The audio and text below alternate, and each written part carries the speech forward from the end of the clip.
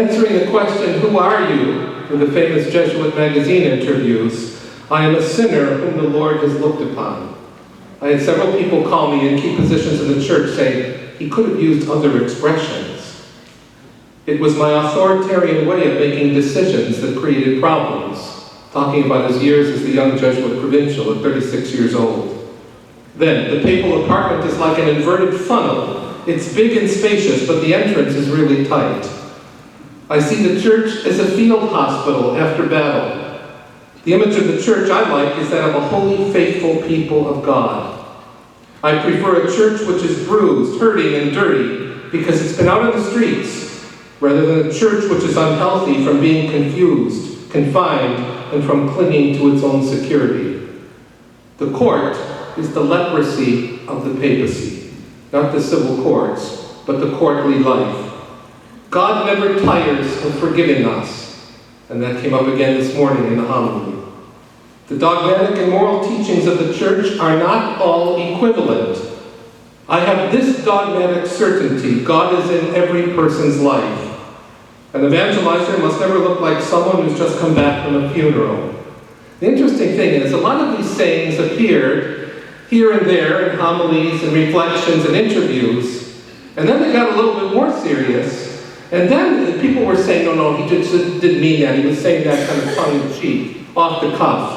Then all of a sudden you see these things appear in Evangelii Gaudium, an apostolic exhortation. You don't dismiss apostolic exhortations.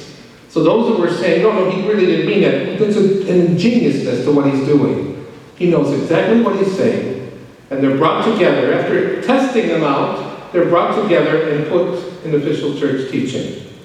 I am conscious of the need to promote a sound decentralization. I dream of a missionary impulse capable of transforming everything. Mercy is the greatest of all virtues. The confessional must not be a torture chamber. The church is not a toll house. I beg you bishops, avoid the scandal of being airport bishops. This has been a real big one.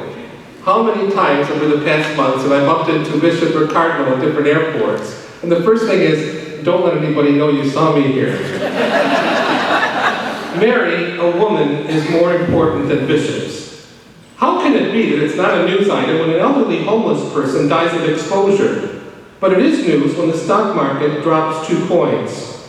And then, one of my favorite homilies, asked whether or not he would baptize Martians, people from Mars, he responded, "Who am I to close the door?" I've teased Brother Lombardi and said, look, this can be a great marketing strategy. Let's make a t-shirt. On the front side, who am I to judge? On the second side, the back side, who am I to close the door? Father Lombardi said, not right away. Francis is the name-calling pontiff who calls people various names. Pickled-faced Christians, closed and trapped Christians, defeated Christians, liquid Christians, creed-reciting parrot Christians, and even watered-down faith, weak-hoped Christians. Catholics who focus on church traditions too much are called museum mummies. Nuns who fail to inspire faith in the church are old maids. We men of the cloth have been the brunt. We've got the worst of it. His fulminations have been incredible. He's called some of us vain butterflies, greasy idolaters, and priest tycoons. He's even described some seminarians as potential little monsters. Just a little bit about the greasy priests. I'm the one that had to translate that homily, and it was absolutely hysterical. When I got the text, because they sent out something early in the morning. I do my work for the Holy See between 4:30 and 6:30 every morning. So I get the first rendition of this, and whoever translated it talked about unctuous priests. I said, that's a lovely term. I know what unction means, but most normal people don't speak like that. What he was getting at are slimy, greasy priests, you know? So I said, no, we can't do it. So I sent out the English version, and I had greasy priests. So this barrage of notes comes back saying, this can't be said. There are no greasy priests. They're not the ones, I know a couple, there are. The translation went out, and then we went back and forth the entire day. The Osservatore Romano issued their version, this one issued their version, but I said, look what he's talking about. Situate this in context. But the vindication came, because 3 days later I was in Philadelphia, and my great friend Archbishop Chaput. And he said to me, Tom, that homily the other day was incredible. It's going to be the theme of my Chrism Mass homily. I said, what homily? He said, the thing about greasy priests. I said, did you like it? He said, it was ingenious. I said, thank you, Bishop. Francis doesn't say these things to insult people. He's making a larger point about the kind of church he wants to lead. One that is open, merciful, unafraid. He's challenging us to become the tender embrace of the church for all who are marginalized on the fringes and the frontiers of society. We've all seen that pictures and papal selfies are worth a million words. He sees the world as his parish rather than a realm or a classroom. He iterates this by the ease with which he communicates with his audiences. The wishing of Bon Pranzo after the Sunday Angelus, the asking for prayers of a sick child that he received a letter about. This view of a world has taken Francis to the heart, and he firmly wants to guide a group of solid praying people who are strong in faith and conviction rather than becoming militant moralists. This is not mere outreach for the sake of sentiment. It is Francis showing us the fruit of faith in a way that is tangible and imitable. His way of showing is straightforward and demonstrates to us how easy it is for parishes to be pockets of this marvelous work of illuminating faith around our dark, sad, despairing, violent, needy world. I'll give you a couple little insights into the person. People have asked me, is he really like this, or is this the TV persona? When he got home from Korea 2 weeks ago, and it was a really triumphal visit in Korea, we arrived back home on Monday. I had to work in the time zone of 13 hours ahead of time. I was doing all this stuff from here, so you're kind of living eschatological time all the time. It's really tomorrow, but it's today or yesterday. No sooner does he get back, he gets word on the Tuesday morning that his niece and nephew and the 2 babies are in a car accident.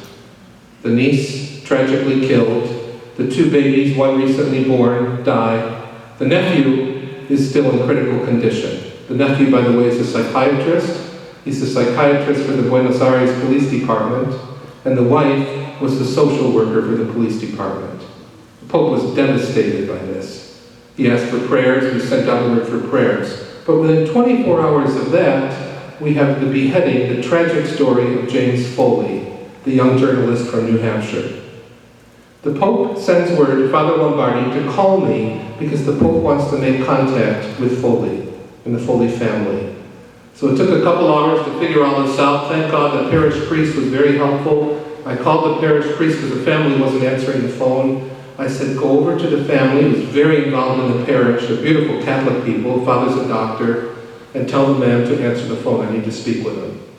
I set up the call. The Pope called. Mother, Mrs. Foley, was so concerned about the Pope in his grief. The Pope was so taken with her concern. It was a very, very touching phone call that involved tears and everything else.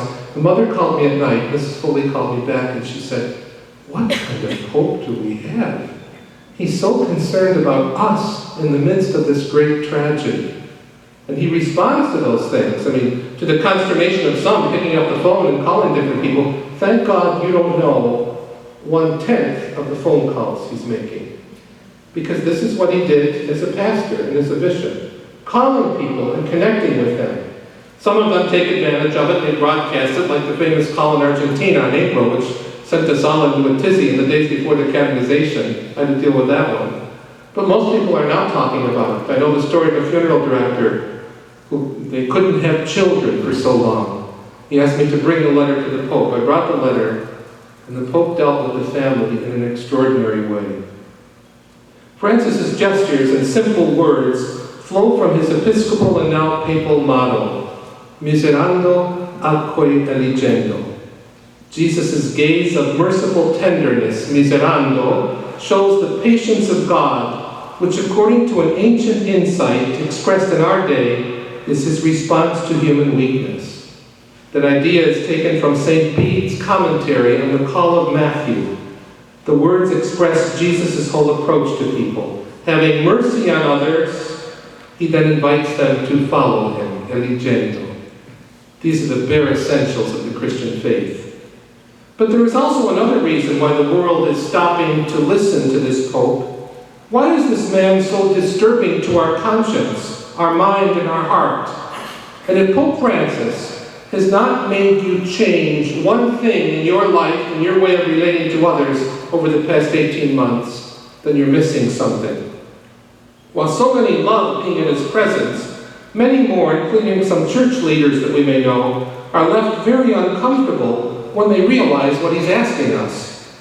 He's speaking powerfully to each of us about how we let patterns of materialism captivate our lives and distort our humanity. The Pope disarmingly makes us deeply uncomfortable in a way that allows us to recognize and confront the alienation from our own humanity, an alienation that occurs when we seek happiness in objects rather than in relationship with God and others.